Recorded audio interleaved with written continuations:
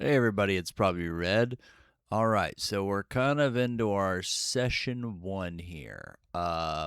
We finally got like all of our, little sub factions made. Um, we've decided why they want us to go for the bounty. They're trying to bring in a warrior that has powerful teachings over their magic, but has turned to use them for evil purposes. Arcturus the Cook.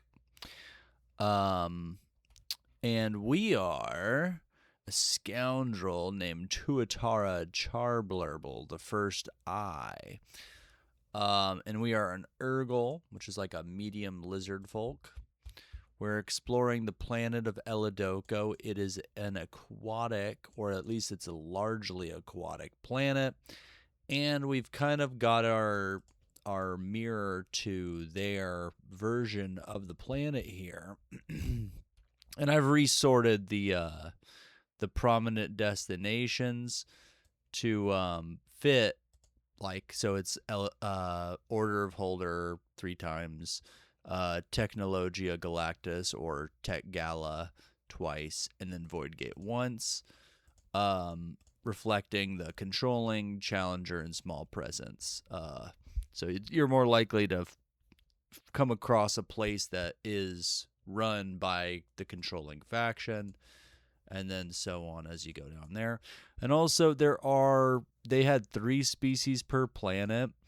And I would say that Elidoko, and then honestly probably Avinian, and then maybe like I think maybe those 2 would be ones you would find like a lot.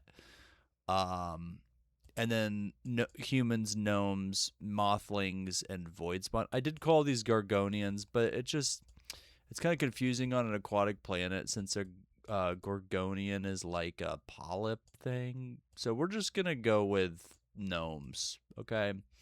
So we got humans, gnomes, mothling, and voidspawn.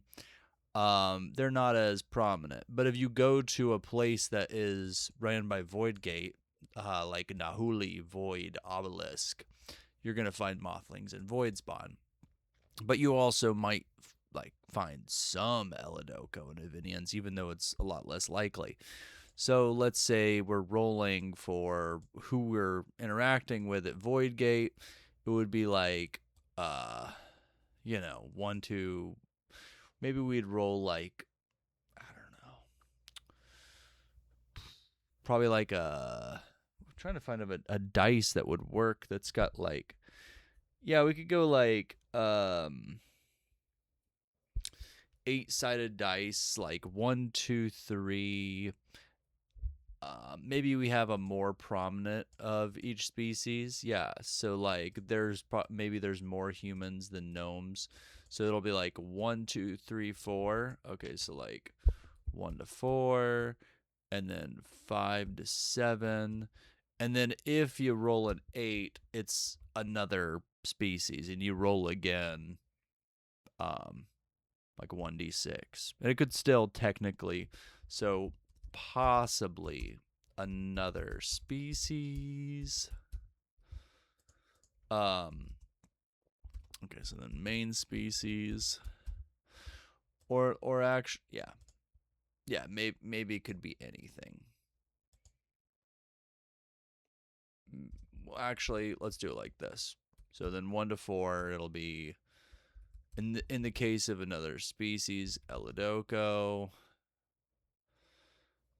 I mean, this is like getting a little crazy here, but especially for the very start. But 5 to 7, we'll go with the Vinian because these are the most prominent species.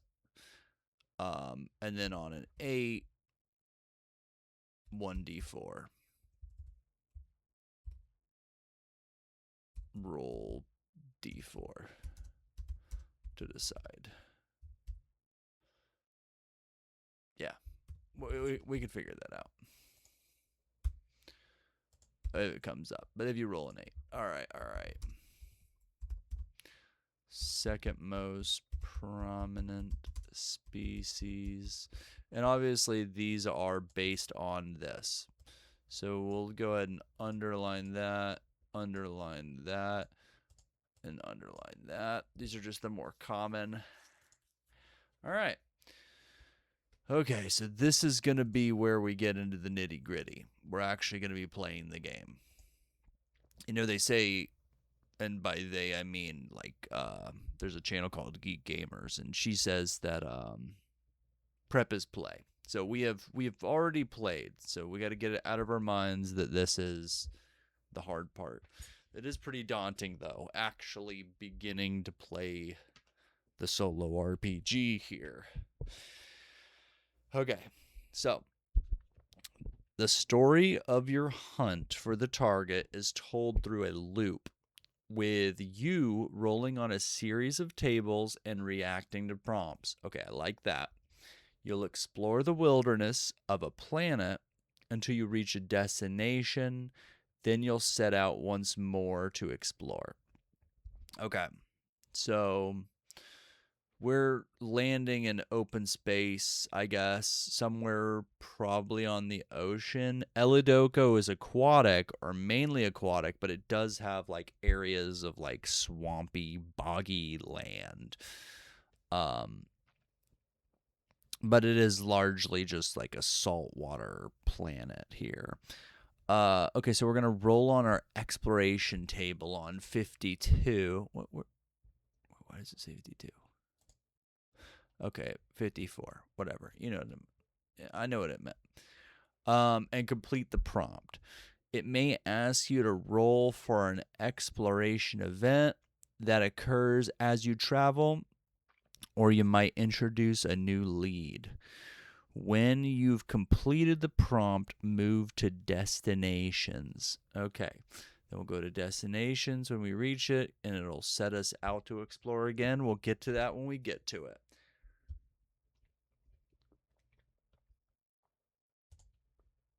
Okay, so, and this is going to tell us about progression. We'll come back to this when we get there. Let's try to get through this first. Maybe we should kind of go through the whole loop real quick. Let's read it. Yeah, we'll go through it, and then we'll play one out. So we're going to roll. After that, when we completed the prompt, we move to destination. Roll on a destination table, like 1d6, and we'll get one of our 6 places, and then complete the prompt. It may ask you to roll for one or more destination events that occurred in the locale, or present a choice of activities. When you've completed the prompt, return to exploration. Okay.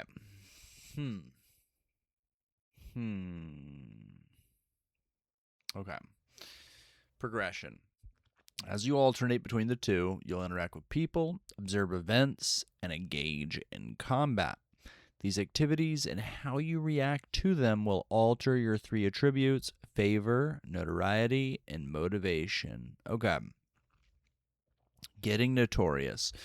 When your notoriety, your reputation on the planet, reaches a certain threshold, it'll start to change the results on the exploration and destination tables. Hostile guards from aggrieved factions might start to apply pressure when you try to enter destinations, and you'll begin to encounter leads, people you manage to hunt down on the planet with a known connection to the target. You'll roll to create leads when you catch up to them and engage in a cinematic confrontation, a showdown. Okay, so we'll go lead 1, lead 2, target, epilogue. Okay. You'll keep moving between exploration and destination activities until you encounter your 3rd lead. This person instead becomes the target, and you'll face off against them in one last dramatic showdown. Your game ends after you confront the target. You choose how to deal with them before moving to the epilogue to calculate your final score. Okay. Okay, so we've figured that out. Now let's begin the exploration phase. So we've hidden our ship. What kind of ship would we have, and how would we hide it? Yeah. So this is kind of got our backstory here. We need to keep this on a separate section. We should have a little page just for that, but that'll be next time. Okay. So we are gonna have to. Well, I guess that's why we did this. Yeah, Tuatara. Okay, so Tuatara hides there. Maybe we have kind of I don't know. Maybe I don't know if we'd actually have an Acrophian ship. I think it would be more likely that we have where we kind of, after leaving the Empire, kind of scrap together a ship, like a ship from Cramblus Secundus.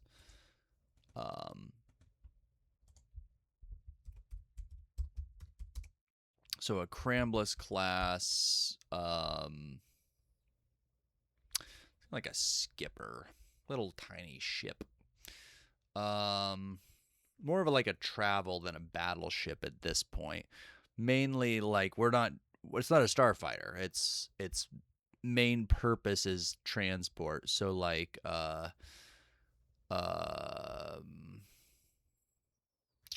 shuttle. That sounds too big though. It's not really a dinghy though. What would be like a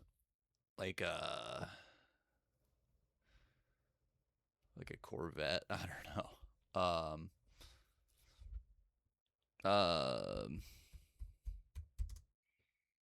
Our personal travel ship.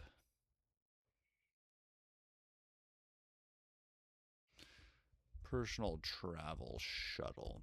Cruiser. Let's say it's kind of like a space SUV. So you a utility ship. Yeah. Crambo's class utility transport ship.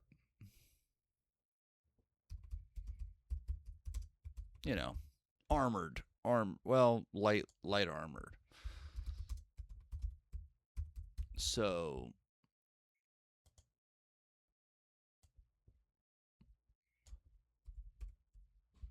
let's do it like this. So it'd be like Ultas.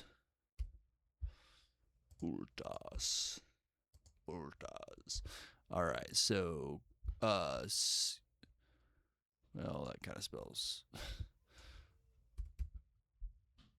So Cramblus class.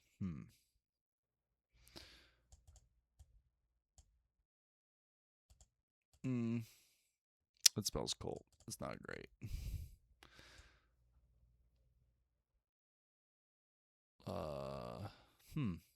Trying to figure out how to make this a cool acronym. Anyways, Ergo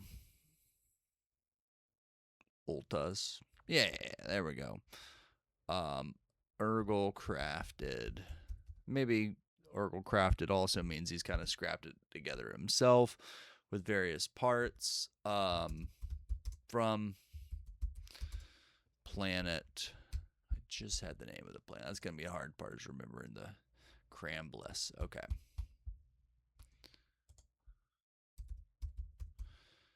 So there's planet Cramblus.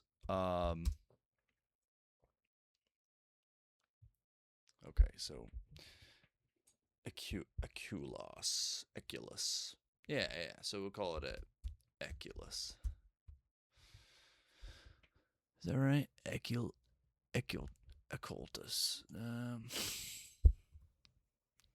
A cutlass? No, it's a cultist. All right. Light transport. Occlutus? No. Light utility. Light utility. No. Earl-crafted utility. Transport armored ship. Akudis. Akuda Matata. Alright.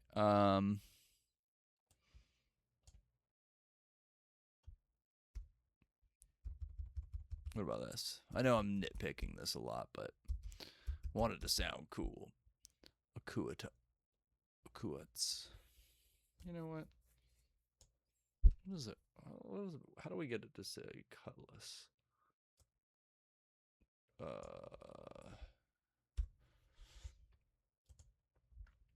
Armored transport, light armor.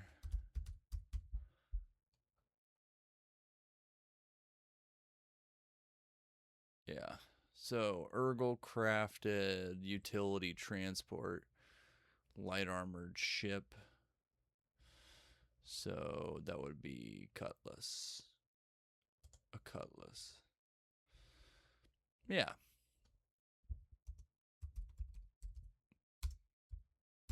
Yeah, cutlass class C.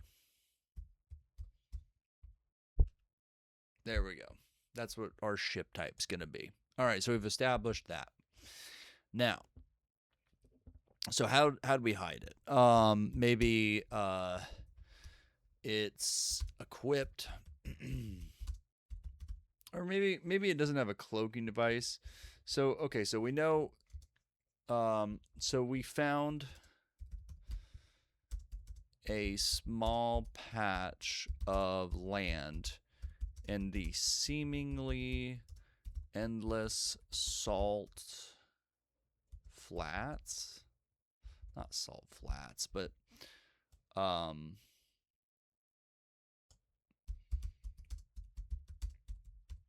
salt water of Eladoko. Okay, so we found this small patch of land. And then amongst the, let's say it's mangroves, or space mangroves. Yeah, amongst the mangroves, we hid our ship.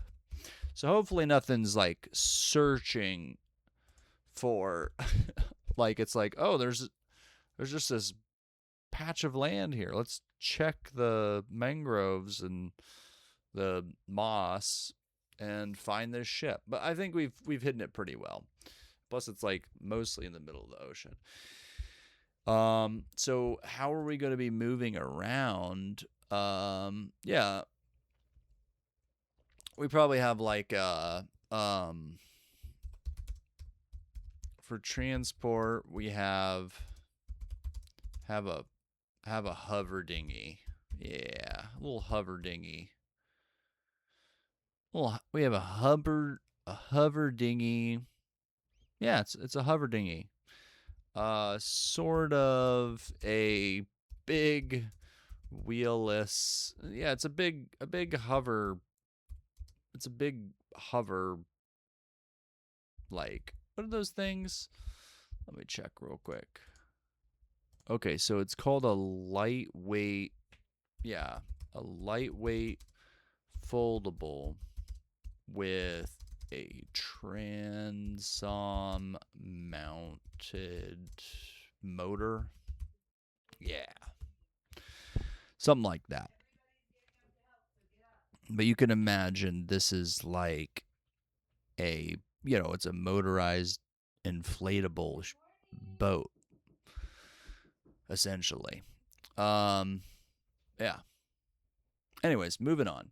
So we kind of know what we're traveling on. A little, motorized dinghy. What are we calling it? The hover dinghy? Yeah. Hover dinghy. Okay, so on foot, like we're not going to be swimming. So we acquired a vehicle. we brought our hover dinghy with us, but we're still like on the open ocean, or at least it's not really an ocean. So I mean it kind of is, but the depth of the salt water is not very deep. It is like, you know, like 5 to 10 feet, 5 to 10 feet deep. So, that's not that deep. I mean, there is areas that are like oceanic, but where we're at, it's like 5 to 10 feet in most places. So we've got our travel situation ready. Now we're going to roll to explore. Ooh, we over scrolled there. There we go. Roll on the exploration table to find out what happens to you as you travel. It's going to ask us to roll for one or more exploration events potentially, or introduce a new lead. Okay. To use this table, roll 2 dice. All right, we're going to do that now. Rolling 2 different dice.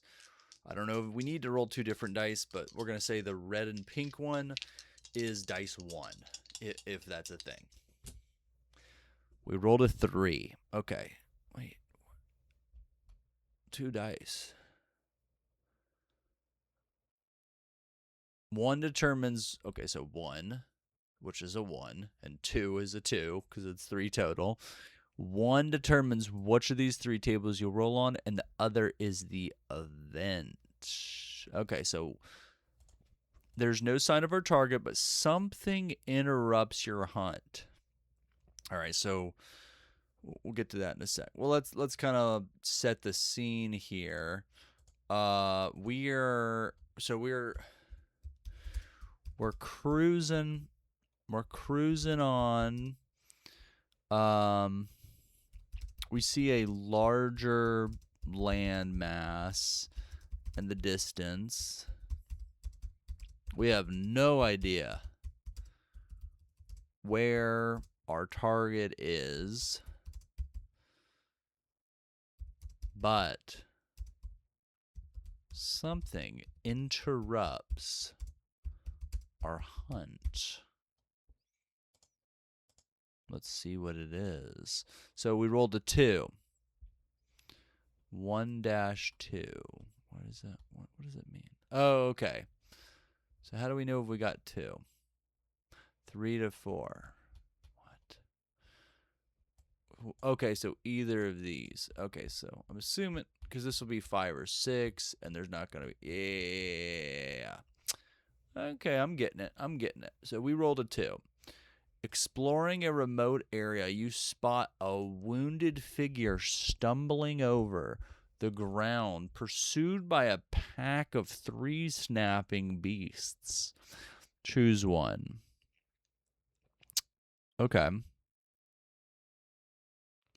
So first of all, what do we got going on here? A wounded figure. Oop, clicked the wrong thing. So we're in the middle of nowhere, so it could be anything. So we'll go 1, 2, 3, 4, 5, 6, 7, 8. Okay. So 1, 2, 3, 4, 5. So it's a human. Okay, so we have spotted a human. They are being chased. They are on a boat powered by wind sail and it seems to have a motor, but in disrepair. The boat is some sort of like metal, like a light metal. All right. So it's flying pretty fast though, but it's being pursued. So 3 creatures. I'm actually like, the first thing I thought was they're Elidoko. I mean, Elidokos are like, you know, sentient beings, but they definitely have the snapping beast kind of thing because they're crocodile people. So let's say 3. Maybe they're like super Elidoko, which are like kind of like big wild forms, like almost like mutated, or maybe there's like they're just like Elidoko warriors. Yeah. We're just gonna say 3 hungry Elidoko warriors are chasing down the sailboat. And you know, you think of, you know, I don't know, I guess I should check. I know alligators kind of wait and attack, but let's see real quick. What do crocodiles do? Yeah, and okay, so my quick cursory search said that, you know, crocodiles are more apt to be like opportunistic or you know, go beyond just ambush hunting, maybe employ advanced tactics. And these are like very highly intelligent, sentient crocodiles. So they would definitely be like, okay, yeah, we're chasing down this human. Okay, so we got some choices. We can defeat all. We should probably mark down what we got. So, well, I mean, I already said the numbers we rolled on the event table, so that's fine. So exploring remote. Okay, defeat all 3 beasts plus 1 star. Then you may try to recruit the person you saved. How did they end up on their own out there? Or turn away and gain 1 favor. Why did you feel it was not your place to intervene? Oh, okay. So I think. Honestly, I think it's very likely. Like, I mean, there's a couple of reasons, and I don't want to come up with the reasons yet, but like, kind of rough idea. One, maybe we're like, I mean, we only got 2 shots with our pistol, but we do have our stun mace. Maybe if we take out 2 of them, we're kind of, you know, we're not really the killing type. If we can, Tuatara, if they can avoid it. Okay, so seeing the outnumbered human. So what would he associate with humans from his knowledge base? He can't really tell from looking at them. He does know probably a little bit about Elidoko, like the planet that he's on, but maybe not too much. But there's nothing from this distance really, other than being able to tell that they're a human being chased by 3 Elidoko, that like he can tell that they're like Laternian or whatever. But he might be able to assume they're like, you know, this Laternian tech group kind of, or maybe just, you know, someone who's not part of that. And happens to be a human being chased by giant crocodile people.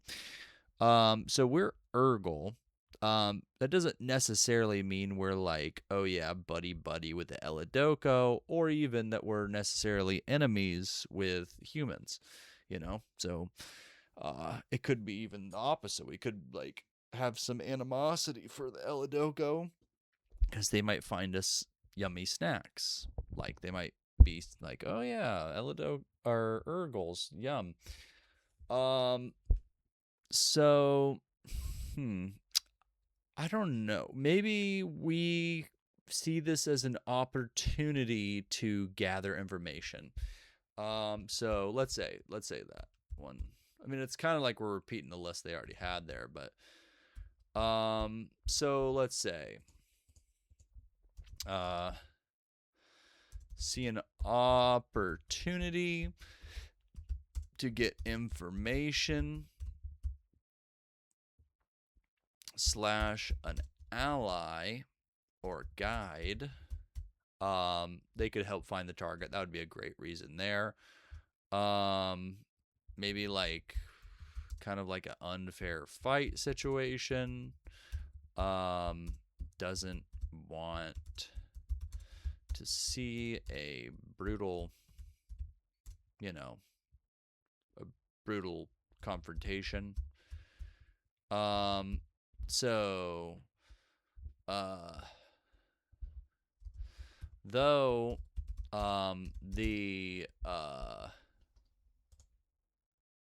yeah, so, and I changed the name, HBH. We're going to go, instead of Heat Seeker Mercenaries, we're Heat Seeking Bounty Hunters, or Heat Seeker Bounty Hunters, yeah. So, so 2 would be like an unfair fight situation. We don't want to see a brutal confrontation. Though the HBH doesn't really want us taking sides based on a moral obligation. And then we also might see this as a bad fight to take because we are outnumbered. Also, whoop, sorry about that. Also, let's see. So, outnumbered. So we know that the planet is named after the Eladoko, who are, you know, probably one of the most prominent faction or species. So making them mad just as we arrive could be bad. Okay. What else? Another, like, maybe negative would be like, what if they are bounty hunting the human?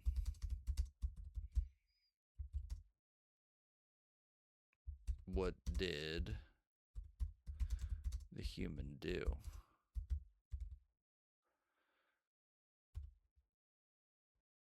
All right, 5's enough. If we roll a 6, we'll just roll it again. It wasn't a really good roll, but let's roll again. We rolled a 3, but it didn't really roll. There we go. Okay. All right, so we see this as an unfair fight situation. And though the HBH doesn't want us taking sides on a moral obligation, we kind of say, you know, let's get involved. So we kind of, like, they're coming through. I need, like,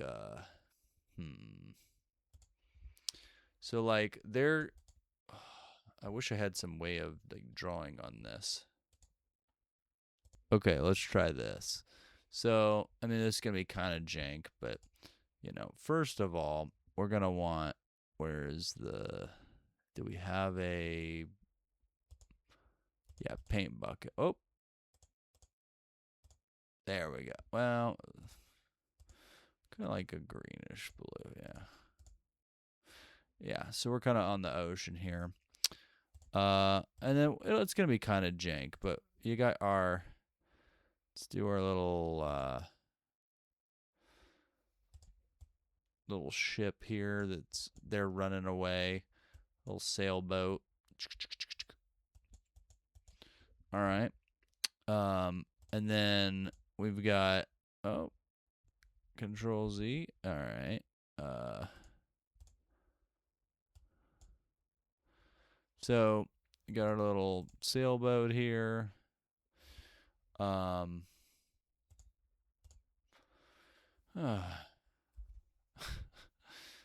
right. Gotta fill in those lines, you know. But yeah, we got a little sailboat, and they're running away. Their motor's all busted, and we got like 3 crocodile people, coming around behind them, going fast. And they're chasing down this sailboat. And, you know, we're over here and we got our little ship. We're kind of, we're going to swoop around and kind of try to cut them off here. as they're going straight underwater the whole time. They're going straight underwater the whole time. But we wait for our opportunity. We kind of like time our speed, and we wait for our opportunity where they just start latching onto this metal boat or putting their front claws on there, leaping on, and we get real close, and then we pull out our one shot laser pistol, blast one of them, and maybe we don't go for a lethal blow, though maybe we probably should have. But it scorches them, and they don't even like cry out in pain or surprise. They kind of look back angrily at us, then jump, like backflip off of the boat they just got on, and kind of swim off. And then the other two, they don't give up the chase yet. The other one's kind of like seeing what the other two Elidoko do. And another one jumps up. I holster the pistol I just shot. It jumps up onto the boat too, and the other one kind of bites down on the messed up motor. We can kind of guess maybe that had something to do with it, with their steel-like bite. And kind of like starts pulling the boat underwater while the other one gets on top, sinking it further. And I blast that one in the tail, kind of missing. I was going for kind of a shot in the back there. And this time they kind of roll off into the water with a bit of a growl. That one, didn't feel too good on the crocodile's tail. So they all kind of like, they're kind of hang out for a second, and they're like waiting to see what happens, and the boat gets farther and farther away, and we kind of circle to see where this boat's going, and keep an eye on the shape swimming through this 7 to 8 foot deep water. And they seem to kind of sink into the like, it's not clear water, it's pretty dark green. Very dark green, in fact. It kind of very much camouflages them, but they're such big shapes we can kind of see their shadows, and they sink further down onto the bottom, and we kind of lose sight of them. So we didn't take them out, but we definitely made them know our presence. And I got both my pistols holstered now on my, rib holsters. Where they can still charge in the sunlight, which is a pretty sunny planet, despite being like a swampy ocean planet. I mean, it's got a bright sunlight. All right. So what happens? So what would we defeated the 3 beasts, essentially. We get +1 star. Then you can try to recruit the person you saved. How did they end up here on their own? Okay, so thank you to Klike Paint Tools. Okay, go ahead and bookmark that. It's very useful for what we needed it for. Okay, yeah, we're leaving the site. We don't need to save that. We just needed it to kind of represent my ideas on screen while I was talking through them. So we defeated, okay, we did underline that, right? Yeah. So kind of gut instinct, we kind of just said, yeah, Tuatara's like, they're outnumbered, outgunned, outmaneuvered, and outplanned, so we're just going to go ahead and help them out. So we defeated, that was a Hamilton reference. We defeated the 3 Elidoko warriors.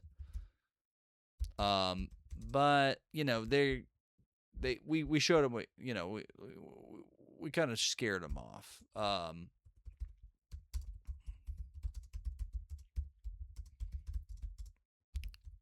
With a laser pistol.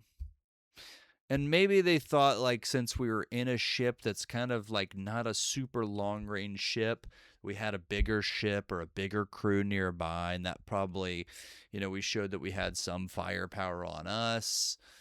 So we don't know exactly what they were thinking, but they're like, we don't want this fight. It's not worth it. We were thinking it was a easy, meal. Gruesome. Or whatever they were doing with this human. So we get +1 star. And I guess, so, yeah, real quick. What is, because there's favor, notoriety, and motivation. All right. So,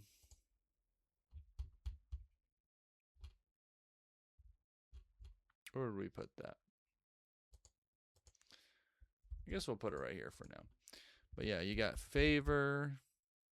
So right now, 0 out of 5. Notoriety, 0 out of 5. And motivation, 0 out of 5. Okay.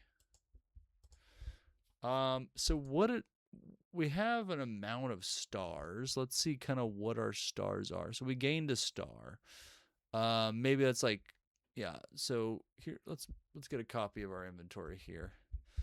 Bring it down to a more usable spot here. So right now that's +2 for the first roll, then +1 stars. So we never used our stun mace. We didn't get into melee, but the +4 stars helped. Maybe that was, maybe we were supposed to roll. What does this mean? Like, what? It's kind of confusing to me. Do we gain the star? I'm assuming that's how we're going to do it. We're going to do that until something else tells us. So we'll just say +1 star. So maybe that's like combat experience for fighting off 3 Eladoko warriors at pistol point. All right. And then now we're going to try and recruit this human. Oh, but how did they end up on their own out here? How did they end up on their own out here?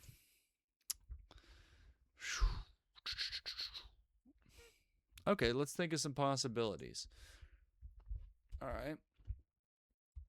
So how did the human end up alone out here?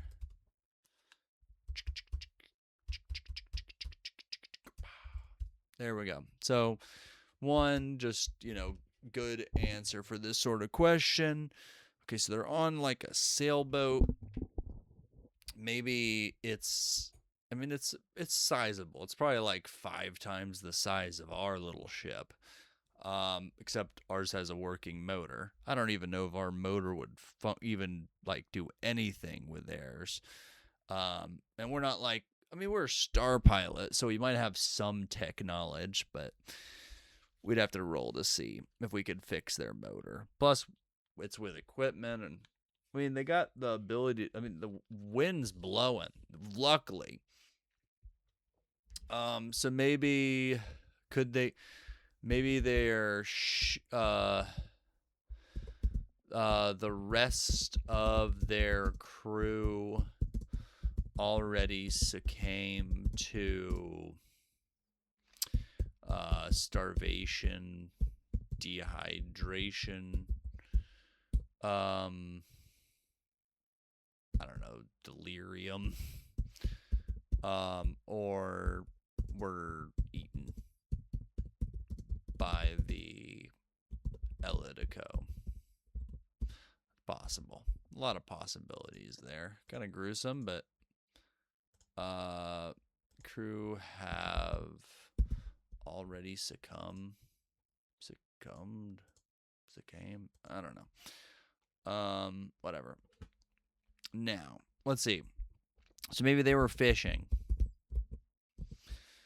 and they ended up being nearly a meal themselves. Possible. Okay. Scouting for research purposes for the Tech Gala Foundation. Yeah. I like the call it? The Tech Gala Foundation. That sounds cool. TGF. All right. Now, what else? So, scouting for research purposes for the Tech Gala Foundation. I mean, that's 3 possibilities right there. Maybe they're lost after joy sailing. That would be a stupid reason to almost get eaten by 3 crocodiles, but I'm sure it happens. It's not stupid when it's happening to you, though. You know, it's like, oh, shoot. What else? Maybe they're an off-worlder, kind of like us. Maybe pursuing a calling from the Order of the Holder, or a voice of the universal tree spirit. Maybe that's kind of like, you know, this Yggdrasil or Gaia, you know, Yggdragaia seal. Do we go with Yggdrasil? Yeah, let's go with Yggdrasil for now. Use Yggdrasil. I like the name Yggdrasil. So maybe there's a universal tree spirit, Yggdrasil, that kind of calls to these prospective order of the Holder people, seeing a great potential of magic in them, and they've been summoned by this to a place of power for the Holder. And unfortunately, what they found was that maybe not everybody in the Order of Holder is exactly, you know, on the same squad. You know, you got Elidoko that fight for the light, and you got Elidoko that fight for evil. And maybe some of them are just hungry, whether they're light or dark, and they thought, hey, this is Tech Gala Foundation guys messing up our planet. Let's eat them. I don't know. So we don't know that much about it. All we know is that we shot 2 of them non-lethally. One we kind of just, you know, made a little upset. The other one we kind of actually hurt pretty bad. Yeah. So that's enough. If we get a 6, we'll re-roll. We got a 1. Okay, so the rest of their crew have already succumbed to 1, 2, 3, 4. So we'll roll a d8. 1, 2, and then so on. All right, we got a 6. So 1, 2, 3, 4, 5, 6. Okay. So they have, okay, so we'll underline this, underline, and they are suffering from delirium. Okay. So they, the human sailor ended up alone and being chased by Elidoko because the rest of their crew became delirious and decided to stay on a swampy island instead of seeking land with the busted motor supported sailboat. Okay.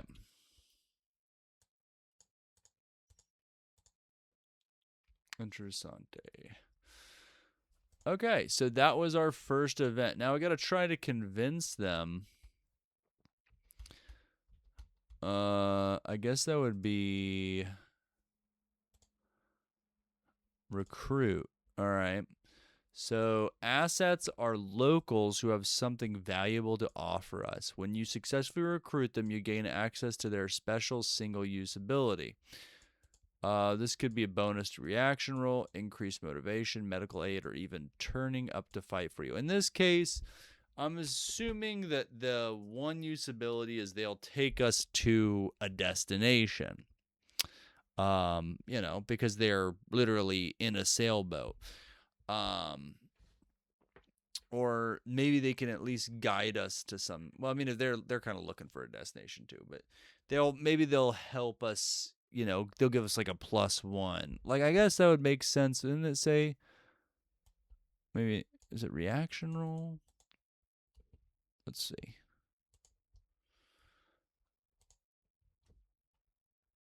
Yeah, like our exploration roll. We'll see where it goes, but put a little question mark here. Bonus to travel / exploration. Maybe they know about some of the planet. They're just lost right now. I don't know. We'll see. Okay. So, roll modifier. Nomad die. Add half your favor. 0. Round it up. 0. Okay. So sometimes a prompt will explain that you automatically succeed. I don't think it did that. It said roll to see. Roll on the assets table. Well, we haven't done that yet. What are we trying to roll past? How do we know if we pass? Choosing one of the 2 options. How do we know if we succeed?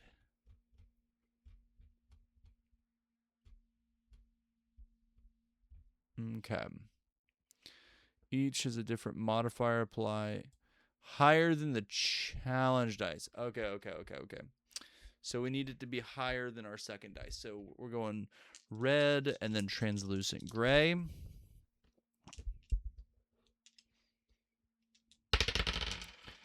Okay, so we got a 4 and a 3. So we actually did it. So we have succeeded in our recruiting attempt. Excellent. We get to roll on the assets table. Okay, so we'll see what they can help us with. We'll find the asset table in a minute. Choosing one of the 2 options to determine who they are and the bonus they provide. Okay. And then we're going to roll on species and personality. Okay.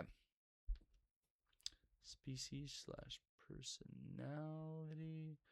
So we already know that they're human. So we don't have to roll on species. But we are going to roll on personality. Yeah. Let's get to the asset table. How do we find the asset table?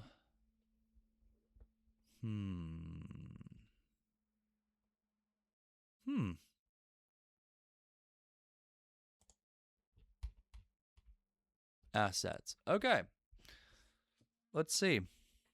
See what they got for us. Wow, we rolled a 6. All right. So it's either, and then we get to pick. Is it an unaffiliated mercenary or a rebellious civilian?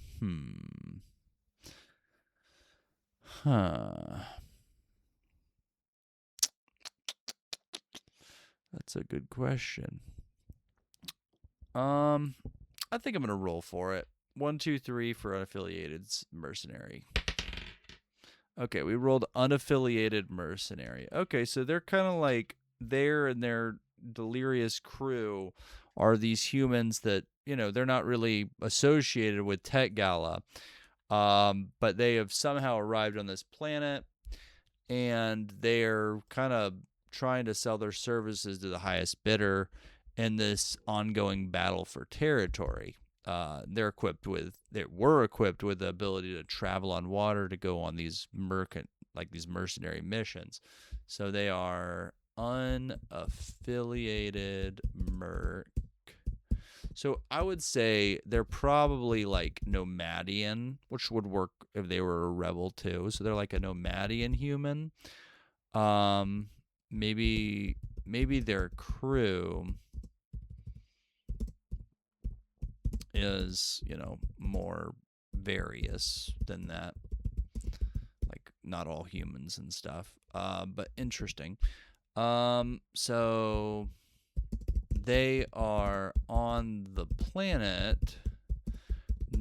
Maybe they are hired by Tech Gala to fight off the Elidoko,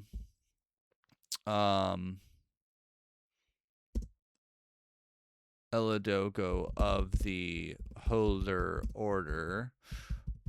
Yeah. Or maybe like you kind of have like the Void Gate, so maybe like some of the Elidoko are like working for Void Gate. Or maybe the holder order doesn't like the Tech Gala. Could be both. But yeah, maybe they fight in different fronts though, kind of like, similar to like Sith and Jedi. The Sith, I mean, the Jedi do battle things, but anyway, I digress. But they usually try to go for politics if their opponent is willing to go for it. Yeah. So that's kind of what they're doing. They're unaffiliated merc, perhaps working for Tech Gala. So they attack the next hostile lead or target you encounter before you can react. They have +1 star. I guess I should have rolled to verse those. I should have rolled to verse those Elidoko. Theoretically. I don't know if I could have lost that because it was +4. Well, I guess it would have been +2 and +2. I don't know. I'm not going to get caught up on the mechanics on that. I think it's pretty cool. I think it worked out good. We kind of had a narrative reason for why it happened that way, and I think I'm good with that. So they have +1 star. If they win, lose a notoriety, and their debt is repaid. If they lose and they die or get captured, we gain a motivation. Okay. So this is pretty mechanical. We'll need to keep this in mind and keep it in quotes just to kind of have an idea. We could probably we can paraphrase that. So they fight for us before we fight.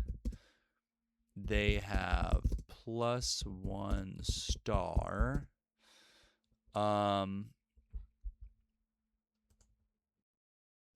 Okay. Then their debt is repaid. What else did it say?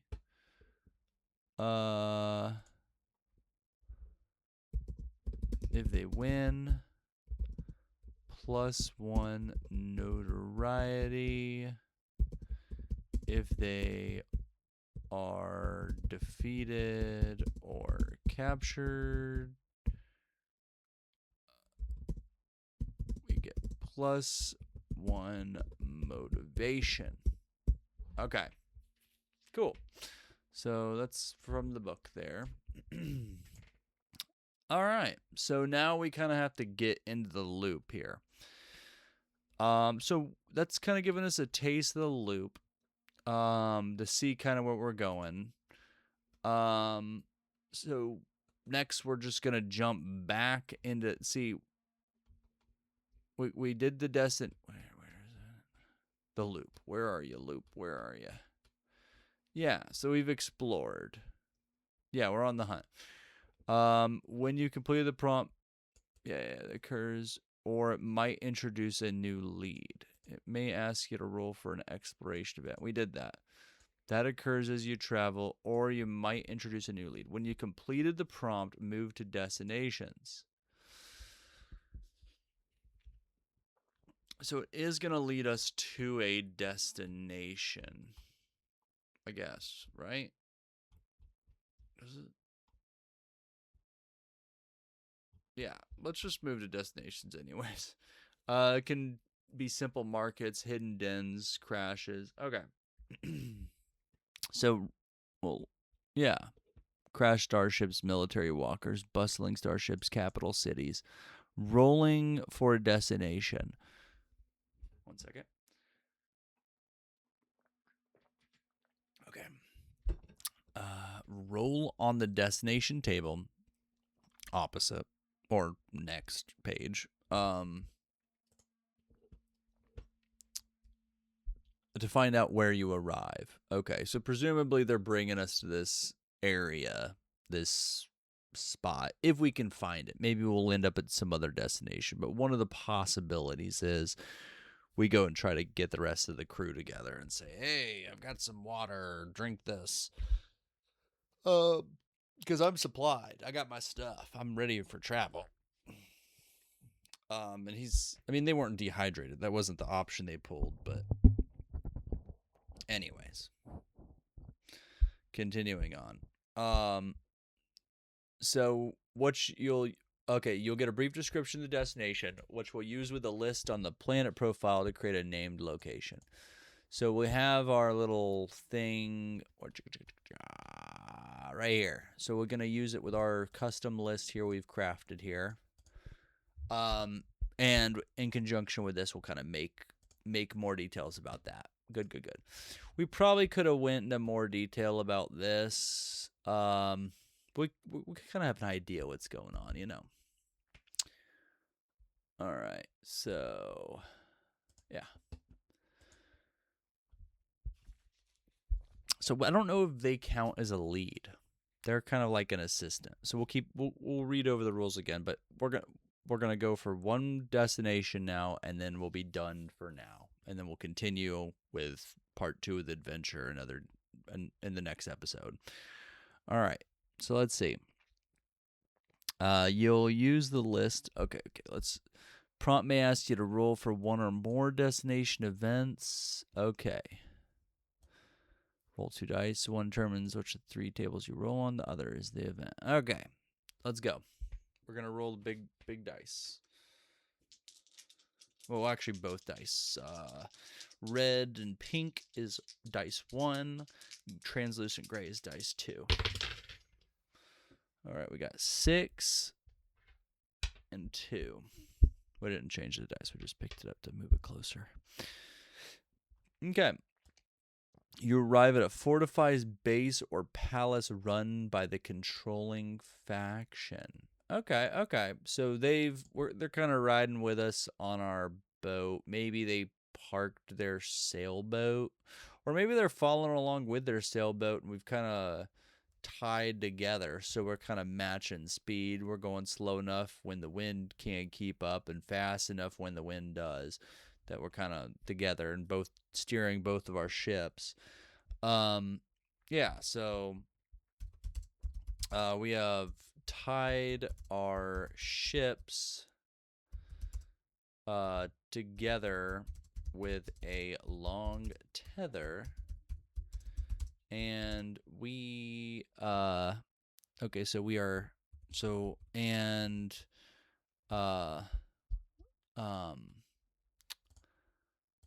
Tuatara. There we go. Tuatara is matching, the human sailor. Oh, and we forgot a couple of things. We'll get there. The human sailor's speed. 1 second.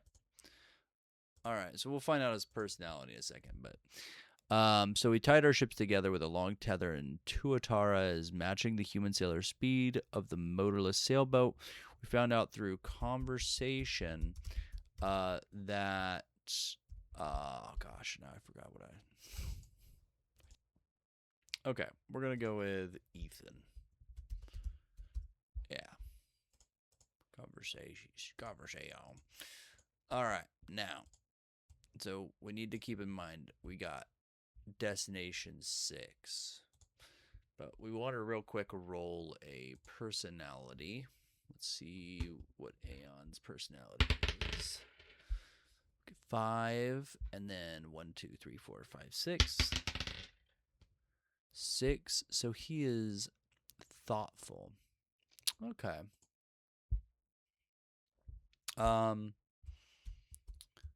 So Ethan is thoughtful. Ethan is thoughtful. So what past misdeeds are they trying to atone for, or what? Okay, 1, 2, 3, 4, 5, 6. Okay, so what past misdeeds are they trying to atone for?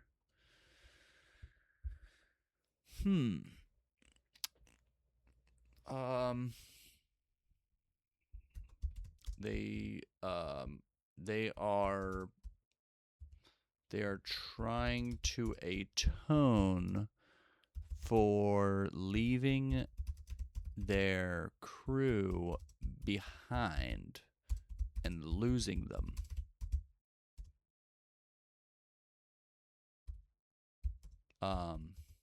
To the delirium.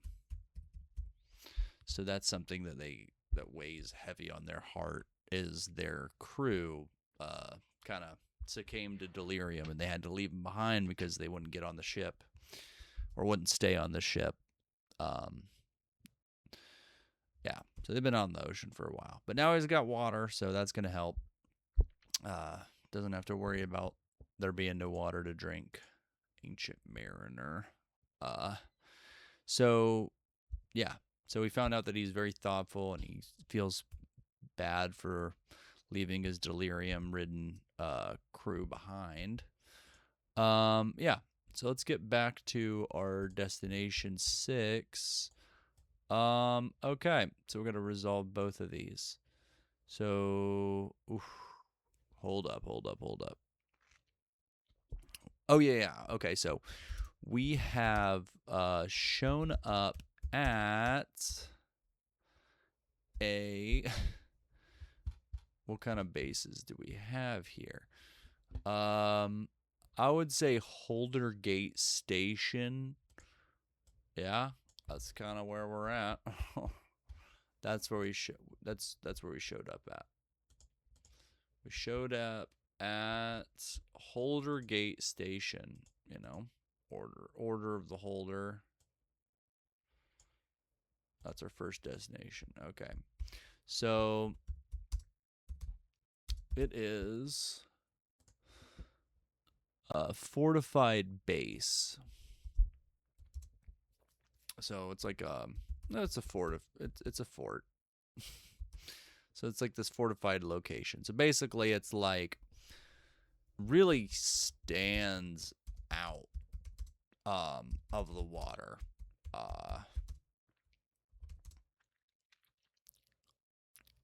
We're kind of like cross this watery horizon. We see this metal disc or disc sort of dome thing just appear over the horizon, you know.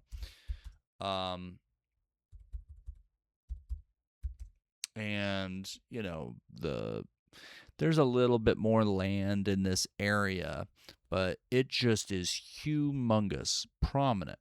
And we haven't really stumbled upon it. It's still off in the distance, you know. I think it's like 5 miles, maybe more. Okay, according to my quick cursory search, it's about, so it's like we're 3 miles away. And Ethan's like, yeah, we got to go there. Ethan says that is where he was trying to get back to. He's sort of guided us here off of memory. They were pretty far away for their mission, which I'm assuming maybe they succeeded. I don't know. Haven't gotten that information out. But we've gained 1 notoriety. So we have a notoriety of 1. Mark that on here. And it's not for our hire, so no hostile guards approach. Okay, then step 2, roll twice on the destination events table. We'll go pink is 1, gray is 2, just in case order matters. If you're asked to roll twice, resolve the first event fully before rolling for a second. There we go. We'll roll this first. If you get repeats, it may be fun to fit them into your story. Otherwise, you can re-roll for a different problem. Okay. So, wait a minute. kind of confusing. Okay, so we got 6 on a 5-6. And we got 3 on a 5-6, but here we go. Okay. You find yourself being okay. We'll have to figure out how this really plays into it, but oof. Okay, so this is going to be hard to fit into what's happening, but let's try it out. You find yourself being jostled by a growing crowd of locals. Wow. They're all trying to catch a glimpse of something nearby. Whew. Okay. That kind of can make some sense. So we're getting closer. As we get closer, we notice more and more ships and small boats and dinghies and sailboats and watercraft in general.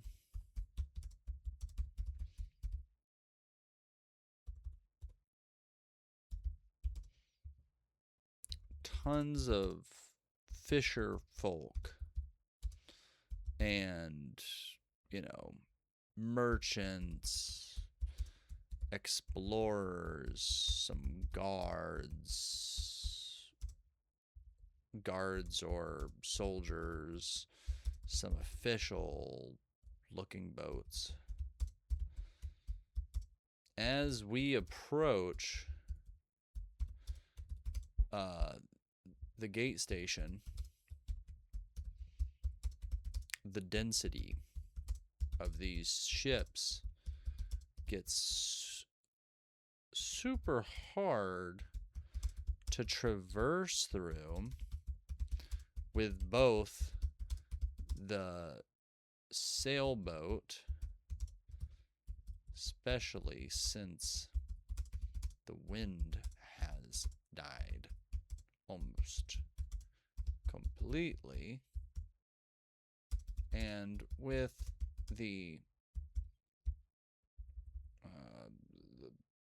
the super dinghy. What do we call it? The float, the hover dinghy? Yeah, the hover dinghy.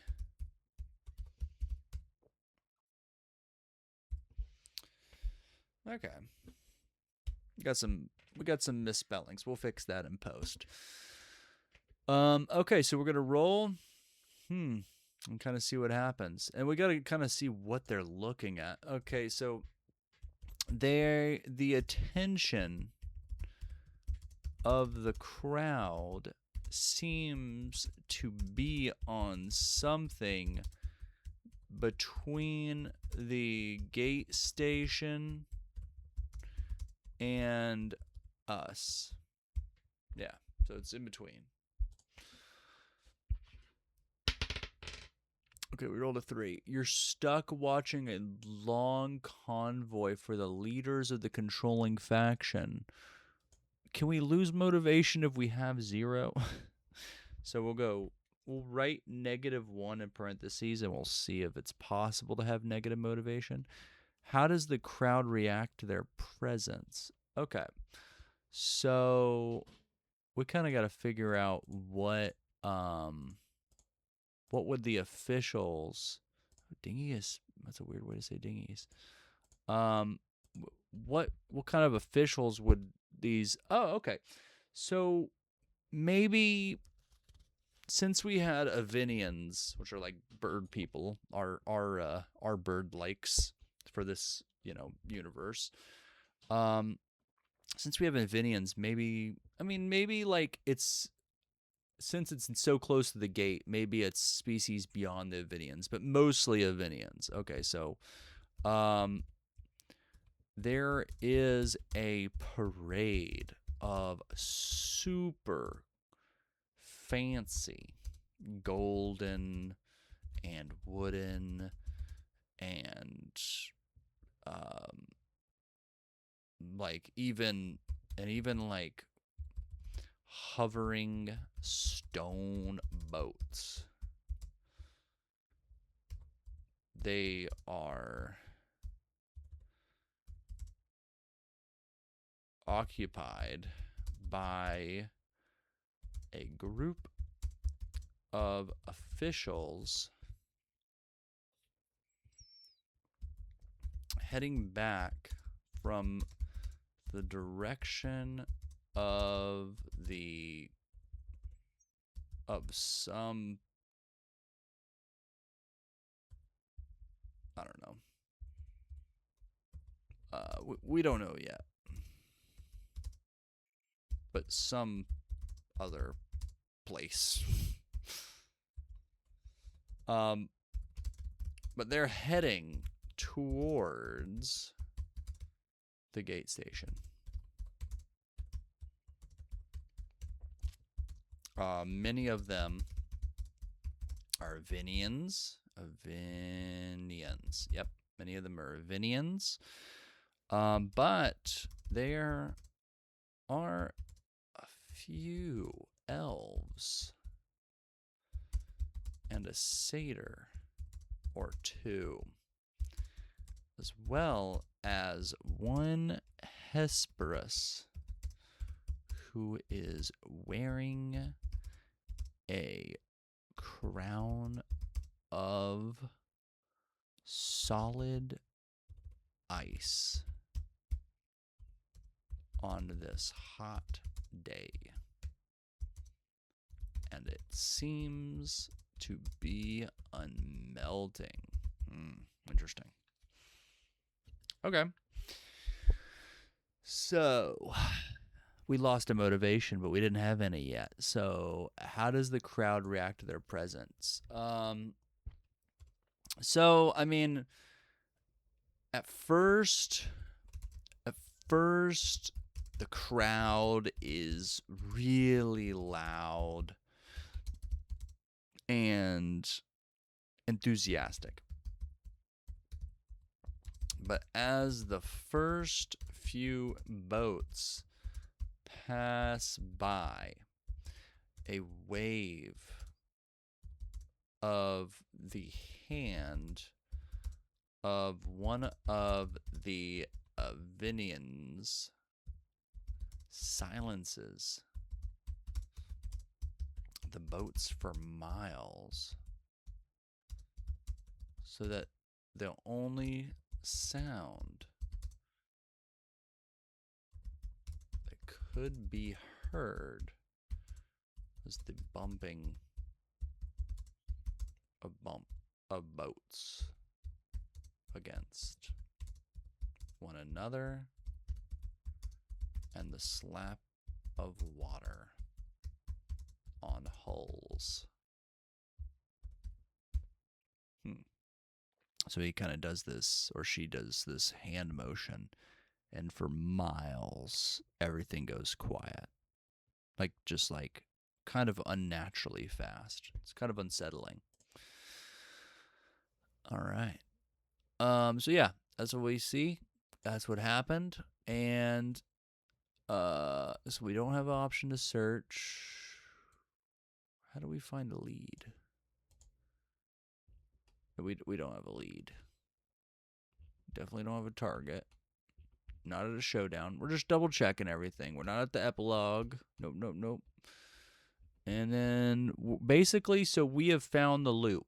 Now, what are we gonna do? Back to the top. We'll go back. Oh, look, there's a scoundrel right there. That's cool. I really love the artwork in this game book here. So next, we'll go back to our loop here. Where's our little picture here? Yep. So we've done destination. Set out to explore again. So we weren't really able to get into the station. We didn't get in a fight. We did learn a little bit more about this place, though. And we did see a huge party of stuff that might come up later on. So, yeah. Thank you for listening. I really appreciate your time. I hope you enjoyed it as much as I did. I certainly enjoyed it a lot. Yeah. So next time we'll just go on another exploration here and see where we end up. Yeah. Thank you. And have a good one. Talk to you soon.